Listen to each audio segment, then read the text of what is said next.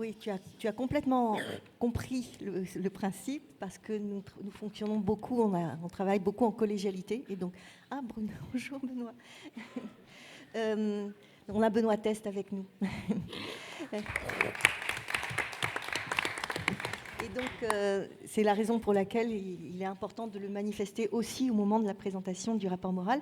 Avant de démarrer, je voulais remercier nos présidentes d'honneur, Françoise Dumont, Malik Salincourt et Pierre Tartakovsky, qui nous ont fait l'amitié d'être présents.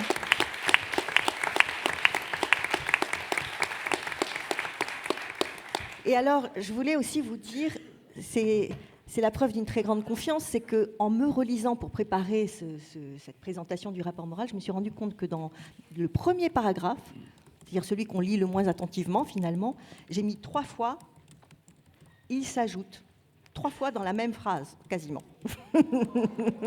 Ça ne va pas du tout. Donc, si vous voulez bien, je propose pour la publication de remplacer la première occurrence du mot par ce superpose à et la seconde par ce cumul pour éviter. C'était quand même pas très joli, mais en fait, ça vient dire qu'il y a un cumul de lois répressives. Donc, vous voyez que je suis tellement affolée par ce.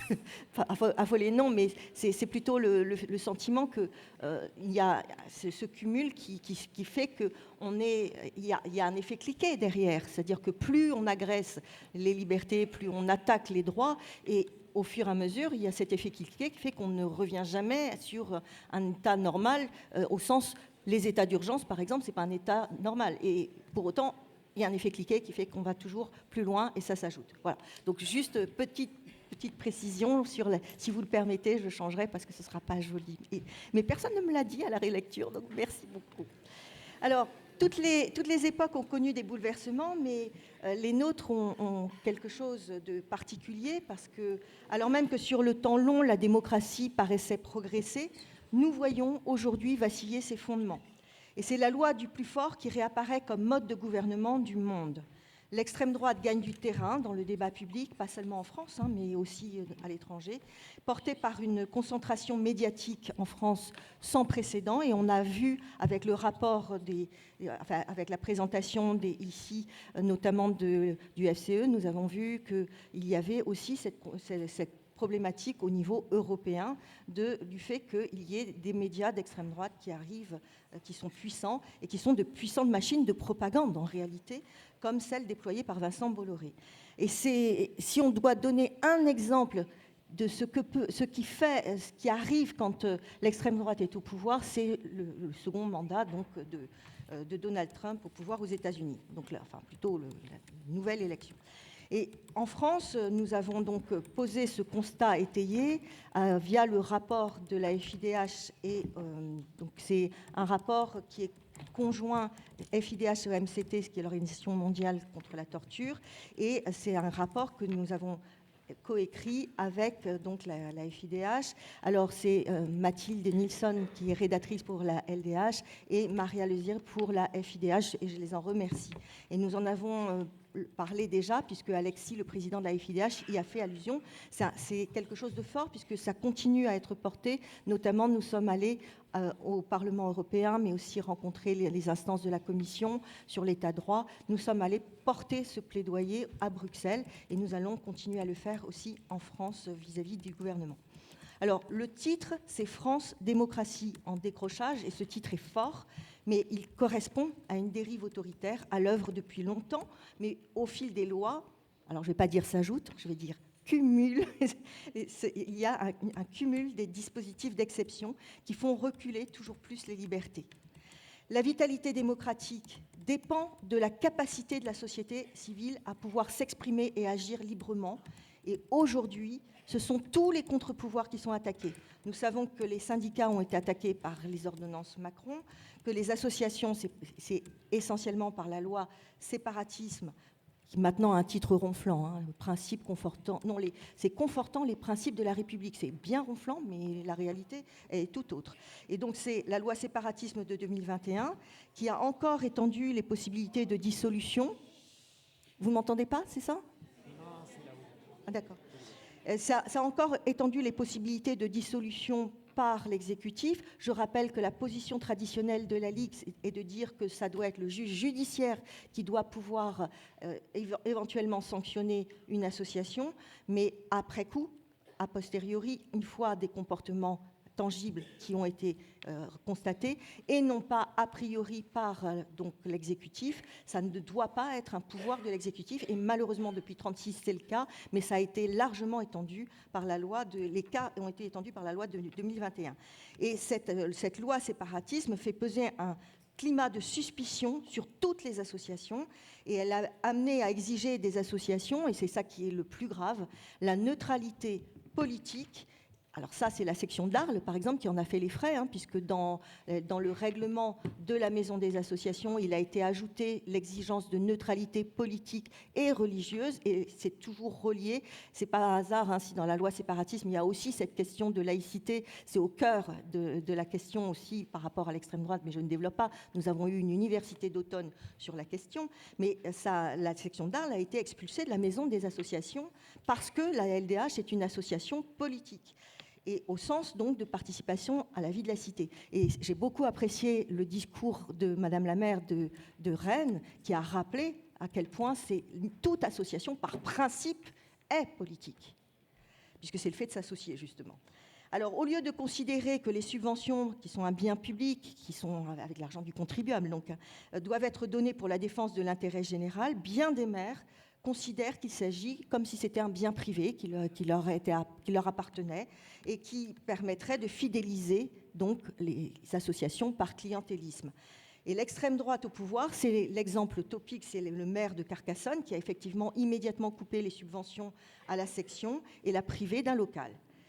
La LDH a agi en faveur des libertés associatives en recréant un collectif, la Coordination pour les libertés associatives, et en entrant dans le conseil d'administration de l'Observatoire des libertés associatives.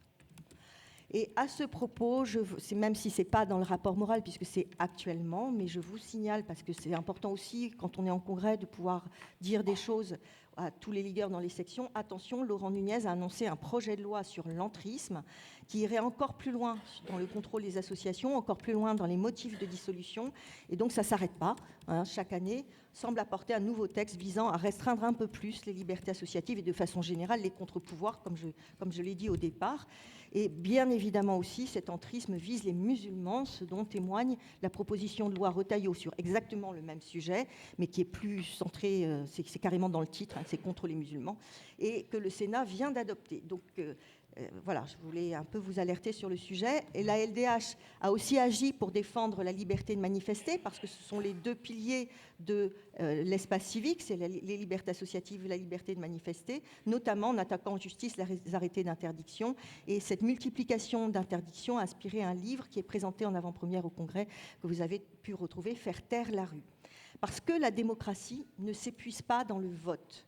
Elle vit aussi par les échanges de points de vue, par les débats, par l'expression du dissensus, de la contestation.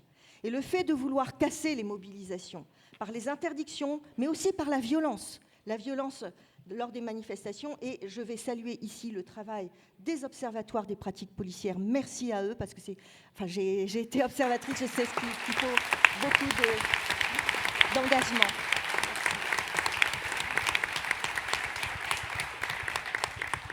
Casser les mobilisations, c'est vraiment contraire à la démocratie.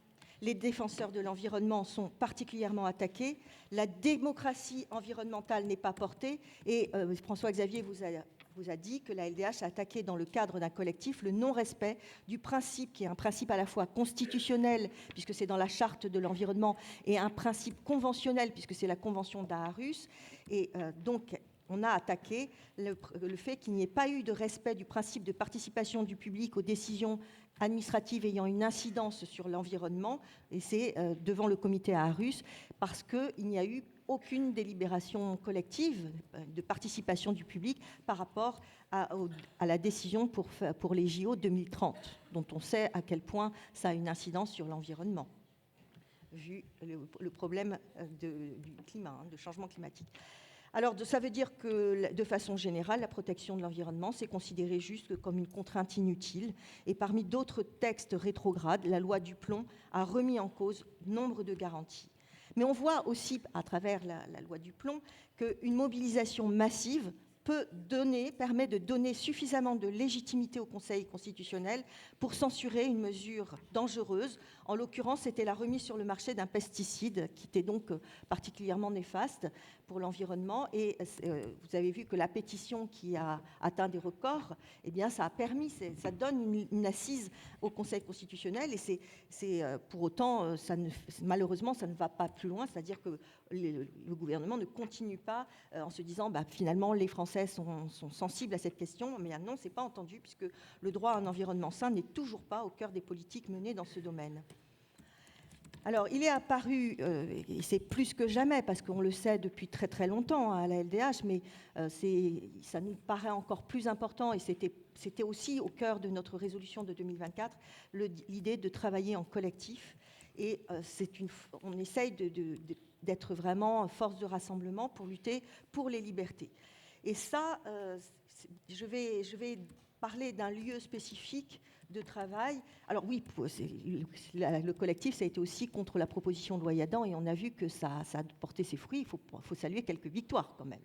Et donc, il y a un lieu de travail qui est particulièrement précieux pour nous, c'est la Commission nationale consultative des droits de l'homme, la CNCDH, qui est donc une institution de la République. Là aussi, ses avis sont au journal officiel, et où Pierre Tartakovsky a été élu vice-président, ce qui permet d'infuser un peu la pensée Ligue dans la CNCDH. Et par exemple, les premières assises qui soient créées de la CNCDH donc cette année, l'année dernière, ont porté sur l'état de droit. Sur l'état de droit, c'est tout le sens de notre combat et donc de la résolution de cette année. J'en profite aussi pour remercier les très nombreuses ligueuses et ligueurs qui participent pour travailler dans la CNCDH sur les avis et qui sont extrêmement appréciés par la qualité de leurs travaux. J'ai les retours à chaque fois et donc je vous remercie infiniment. Et je remercie aussi tous ceux, au-delà de la question de la CNCDH, tous ceux qui participent au nom de la Ligue dans différents collectifs et pour les différents travaux, parce que sans ça, on l'a dit, l'importance du bénévolat pour la Ligue, c'est ça aussi, c'est le travail qui est mené y compris dans ces instances. Et je vais signaler donc un avis qui me tient particulièrement à cœur et que j'ai trouvé très fort, c'est l'avis sur la Nouvelle-Calédonie. Et l'ONU vient de prendre, le comité contre les discriminations vient de prendre un avis qui conforte l'avis de la CNCDH. Alors...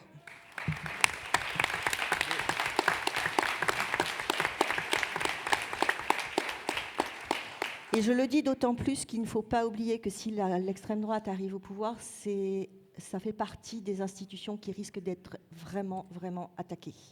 Et je ne dis pas plus, mais c'est... Voilà.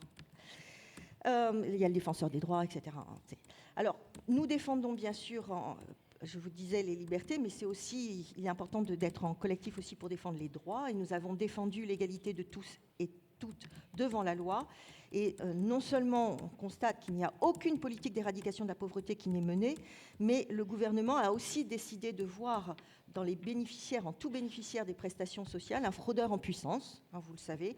Et puis, du coup, on augmente les contrôles, on fait peser la suspicion de façon générale, ce qui attise le fait du non-recours, je l'ai déjà dit, mais c'est extrêmement grave, en fait, puisque s'il y a nécessité de ces prestations sociales, c'est bien pour essayer d'équilibrer, d'essayer de tendre un peu plus vers l'égalité, et en tout cas sur l'effectivité des droits. Et donc, il y a toujours plus de contrôles, toujours plus de sanctions, et la conditionnalité du RSA à des heures d'activité obligatoires. Vous savez que nous attaquons le décret avec de nombreuses autres associations. Et bien entendu, la fraude fiscale, dans le même temps, la lutte n'est pas renforcée, en dépit des montants. À côté de cela, quand je disais l'effectivité des droits, c'est le problème aussi de tous ces maires qui chassent les pauvres de l'espace public. C'est les arrêtés anti-mendicité, anti-rassemblement, arrêtés d'interdiction. En fait, c'est l'espace public. Vous avez presque plus le droit que d'aller de chez vous au travail. C'est quasiment ça. Alors, à propos des arrêtés anti-mendicité, il faut vraiment saluer la victoire de la LDH et FIDH. Ça a été dit, mais je le redis tellement c'est important, c'est que le Comité des droits sociaux a condamné la France pour discrimination et violation de l'article 30 de la Charte sociale européenne, qui est donc le pendant de la Convention européenne des droits de l'homme, c'est le pendant du côté des droits économiques et sociaux, et c'est sur le droit à la protection contre la pauvreté et l'exclusion sociale. Alors, on facilite, au-delà des arrêtés, on facilite la verbalisation par l'instauration d'amendes forfaitaires, d'où le fait que nous investissions beaucoup sur ces questions-là. L'instauration d'amendes forfaitaires, notamment délictuelles pour vente à la sauvette. Évidemment, on touche les pauvres, hein. C'est évident que ça doit être pénalisé quand on essaye de survivre. La vente à la sauvette ou les petits vols aussi. Alors qu'avant, les petits vols, c'était souvent pour de la survie et c'était relaxé parce que c'était considéré comme étant de l'état de nécessité. La LDH a donc combattu la procédure en tant que telle et la défenseur des droits de l'homme dit bien qu'elle en demande la suppression. Mais, donc on n'est pas les seuls à porter ce combat, mais c'est aussi contre ces amendes-là spécifiques dans la mesure où c'est chasser les pauvres en réalité. Et on évince aussi les jeunes de l'espace public, par exemple les arrêtés couvre-feu. Et là aussi, la tentation est grande de vouloir contraindre la jeunesse. On pense par exemple à la proposition de loi Attal qui finalement a été censurée, mais c'est par le Conseil constitutionnel, mais qui cherchait à rapprocher le fait des... Comment seront traités par la justice les mineurs de 16 à 18 ans, à les rapprocher des majeurs. Et c'est une proposition que la LDH combat et continuera à combattre. Il est hors de question qu'on ne pense pas aux mineurs comme à des enfants. C'est avant tout la Convention des droits de l'enfant qui doit s'appliquer, la CIDE. De façon générale...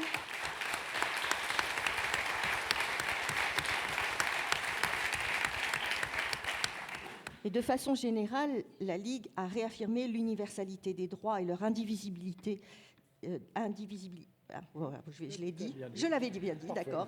Face aux logiques d'exclusion. Bon, je vais boire un coup. Hein, parce que... Et notamment parce que nous combattons l'extrême droite de ce fait, puisque c'est l'indivisibilité des droits et c'est les droits pour toutes et tous, alors que l'extrême droite porte un projet d'exclusion. Et il suffit de voir ce qui est mené. C'est un bon exemple quand on va tracter, par exemple, de dire regardez ce qui se passe aux États-Unis avec Trump. C'est contre les personnes trans, contre les personnes. C'est les fameux contrôles aux faciès, mais là, on aboutit à des morts quand même avec l'ICE. Donc, et notamment, je pense aux Latinos qui ont voté pour Trump et qui maintenant se retrouvent ciblés, voire expulsés, alors même qu'ils sont américains. Je pense que c'est des exemples qu'on peut donner pour ceux qui sont tentés. Parce que malheureusement, en France, la défense des droits des étrangers se heurte à une politique migratoire de plus en plus xénophobe, à rebours de l'exemple de l'Espagne, qui en régularisant, alors c'est plus récent, mais je trouve que c'est aussi important de contrebalancer, qui en régularisant largement dynamise en fait son économie. Et donc une politique humaine d'accueil est plus favorable aussi à l'économie, ça peut être des arguments qui soient portés. Et même si nous ne nous faisons pas entendre sur cette revendication, parce que nous c'est essentiellement sur les droits, mais c'est un argument en fait. Alors, et malheureusement, ce que nous portons n'est pas, c'est pas que nous, c'est les logistis, la CIMAD, etc. Mais nous ne sommes pas entendus malgré le succès des mobilisations par nés ici ou venus d'ailleurs que la LDH a promu. Le discours d'extrême droite se banalise et la xénophobie se répand également à droite. La banalisation des discours de haine et de racisme et de discours racistes nourrit un climat délétère et dangereux pour les personnes comme pour la démocratie. Et de son côté, l'extrême droite joue sur les peurs pour stigmatiser les étrangers. Or, ce discours, malheureusement, prospère et alimente des lois qui jouent sur la peur du... Alors, ça, c'est variable, ça peut être la peur du terrorisme, du narcotrafic. Comme on le sait, ce n'est pas un terme pénal, c'est un terme qui fait justement référence à l'imaginaire, et c'est par rapport à la peur de ce qui se passe, par exemple, au Mexique, où il y a énormément de morts. Évidemment, on n'est pas du tout dans cette configuration en France, il n'y a pas autant de morts, il n'y a pas non plus autant de niveau de corruption. Pour autant, ça permet de jouer, quand on joue sur ces peurs-là, ça permet de prendre des mesures toujours plus liberticides et dangereuses, quand elles ne sont pas discriminatoires. La logique de surveillance de la population, malheureusement, ça continue et ça se renforce. Alors, finalement, par exemple, la philosophie, c'était donnée par la loi sécurité globale. Si vous lisez l'exposé des motifs, vous avez toute la philosophie de ce qui est déroulé. C'est-à-dire le fait que le gouvernement recherchait ce qu'il appelle un continuum de sécurité. Là aussi, toujours le mot sécurité mis en avant. La réalité, un continuum de surveillance. Et c'est à la fois une surveillance numérique, mais c'est aussi par d'autres agents que que les policiers et gendarmes. C'est par exemple les agents privés, et c'est par exemple aussi la police municipale. Et comme par hasard, nous avons eu une loi en 2025 sur les agents de la RATP et de la SNCF qui ont vu leur pouvoir accru, et c'est extrêmement dangereux de voir qu'ils peuvent même intervenir sur le parvis, par exemple, des gares, et ça veut dire dans l'espace public, alors que nous demandons à ce que l'article 12 de la Déclaration des droits de l'homme et du citoyen de 1789 s'applique, c'est-à-dire le fait qu'il y ait une force publique pour cela, une force qui soit à l'avantage de tous et non de certains. On est bien d'accord. Et la question de la police municipale, vous avez un projet de loi en cours, qui est en cours de vote et qui étend aussi ses pouvoirs. La loi JO 2030 a pérennisé l'utilisation de l'IA pour les caméras de surveillance liées aux grands événements. C'était censé être expérimental par la loi JO 2024. Évidemment, on continue en 2030 et au-delà de 2030, parce que c'est expérimental soi-disant pour les JO, mais on continue toujours au-delà. Et puis, d'autres lois en cours de vote, alors qu'on vient à peine de voter la loi JO 2030, elles sont encore en train d'étendre l'IA. Donc, on n'a même pas fait d'expérimentation, que c'est déjà l'extension. Un autre pas a été franchi dans les attaques sur la démocratie, sur l'état de droit, avec les attaques sur l'indépendance des juges. Et là, on touche vraiment directement à l'état de droit. Ce sont bien entendu les propos tenus par Nicolas Sarkozy contre les juges après sa condamnation en première instance, mais aussi ceux de Marine Le Pen contre les juges parce qu'ils ont été condamnés. Ce n'est pas du tout anodin que les juges les aient condamnés pour des atteintes à la probité. Et on sait, si vous voyez ce qui se passe en Grèce, par exemple, avec le procureur financier européen qui poursuit maintenant des élus au plus haut niveau de l'État, et il s'est trouvé qu'il n'y avait pas du tout de poursuite jusque-là, donc il y a beaucoup un niveau de corruption qui est important, et ce qui veut bien dire qu'il faut qu'il y ait l'indépendance de la justice, parce que sinon les procureurs en Grèce qui sont tenus, ils n'ont pas bougé par rapport à la corruption. Alors, le problème, c'est que le démantèlement de l'état de droit, c'est le programme de l'extrême droite en cas de victoire, c'est dans leur programme, c'est pas des élucubrations, c'est dans leur programme. Pour tenir les juges en laisse et restreindre leur capacité de juger, il est envisagé de limiter le champ des textes de référence pour le Conseil constitutionnel, qui ne pourrait plus se fonder sur la Déclaration des droits de l'homme et du citoyen de 1789 ou le préambule de la Constitution de 46, et j'imagine aussi sur la Charte de l'environnement. Le préambule de 46, c'est les droits économiques et sociaux, c'est le droit de grève, c'est le droit syndical, etc. Donc, vous voyez, on sortirait ces droits du champ. Mais c'est la Déclaration des droits de l'homme, c'est le droit civil et politique, donc ça aussi, on ne pourrait plus statuer là-dessus. Et il envisageait donc que la France sorte de la Convention européenne des droits de l'homme et des libertés fondamentales. Donc, vous voyez le danger. Et c'est pourquoi il est particulièrement important de lutter pour protéger l'état de droit, l'indépendance de la justice, parce qu'à défaut, ce sont tous les droits et toutes les libertés qui pourraient être anéantis sans possibilité de recours.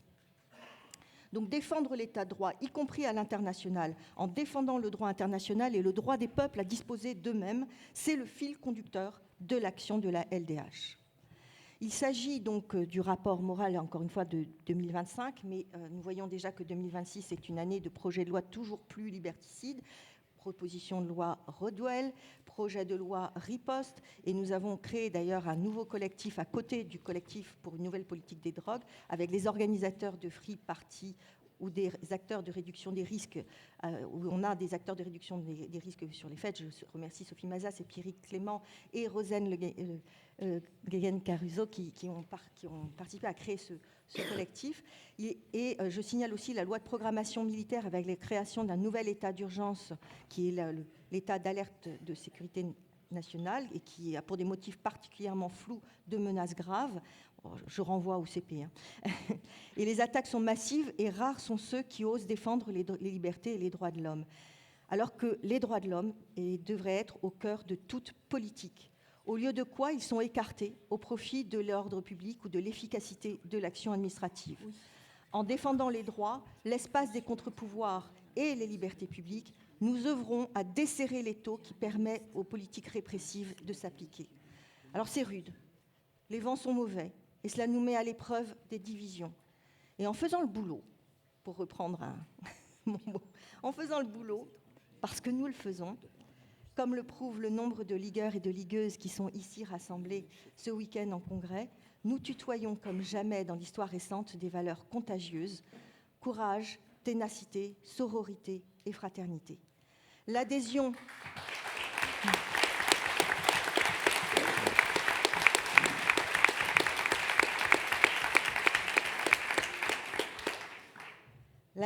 au principe fondateur de la République, liberté, égalité et fraternité, est un gage de solidité de la démocratie, hélas, en 2025, en décrochage. Merci.